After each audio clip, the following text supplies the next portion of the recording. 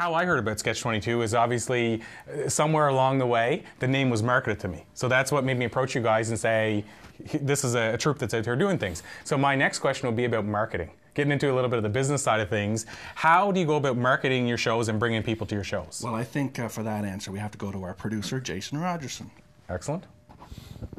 Thank you, Rob.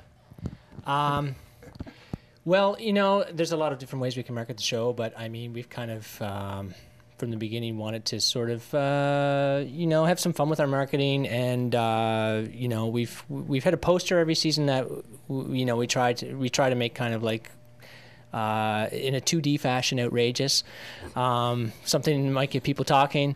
So we've had a lot of fun doing that over the years, and I think that, you know, those have kind of stuck out, and that's just a bit of a jump off point. But we've done radio in the past. We don't do that every year. We haven't done television advertising. So, you know, there's budgetary constraints with marketing, but I mean, I think from the beginning we recognized that marketing the show was important. I mean, the show, I think the reason people like the show, I hope, is that, you know, there's a quality of the show, but you got to get some bums in the seats and let people know when it's happening. Word of mouth? Word of mouth. I think word of mouth is actually the most positive type of marketing at all, on Prince Edward Island particularly.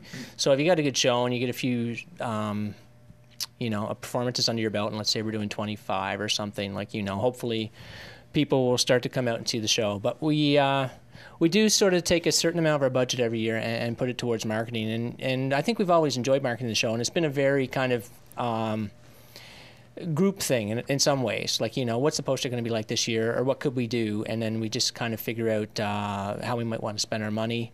And we try to be pretty, you know, careful with spending money. I think the challenge for me as a producer is spending enough money but not spending too much money, because basically the money is all coming from the same place. It might be a little bit of money we've saved from the year before. Maybe we're fortunate enough to get a grant, but the money's going towards, it's got to go towards tape stock for the videos, or props, or costumes. So there's lots of other expenditures, rent.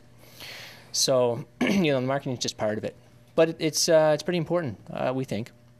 Excellent. If I can mention a side note of that, I actually do think, on a side note to the marketing, I think content is a part of the marketing, both in quality, that and the sort of the word of mouth aspect, but also doing maybe it could be argued that we've done some risque stuff that has promoted the show in a way where it gets people talking, for better or worse. The old saying that there's no bad PR.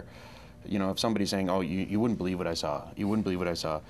You know, even if they didn't like it, everybody else that hears that around the water cooler go, you know, I want to go see that. I'm going to see what all the talk is about, sort of thing. So a little bit of that. That wasn't intentional necessarily, but I think that was a unintentional marketing that happened, sort of thing. Excellent. So I guess the other side is, I mean, you're building a brand in effect as well as you're doing this, and my question is, as the new person, bring it. as the new person, are you trying to, as you're working within the troupe, trying to stand out as your own brand within the troupe and kind of build the synergy that you all have together, or is it more just fit into the mix? Well, I still am on probation with them. They refuse to laugh at anything that I bring. No, I'm not trying to. They definitely, I noticed how they all had personalities when I joined or before I joined, and it was completely an institution before I joined. It's just, it was very well known. I guess I just try to do what I think is funny, and if that is kind of copying exactly what Graham just did, then that's too bad, but hopefully sometimes I bring something original. But the thing that really did strike me before I joined them was how there were very vibrant personalities on each person on stage. It wasn't just like four guys in all wearing golf shirts just doing interchangeable kind of stuff. But yeah, I was yeah, I'm pretty awesome.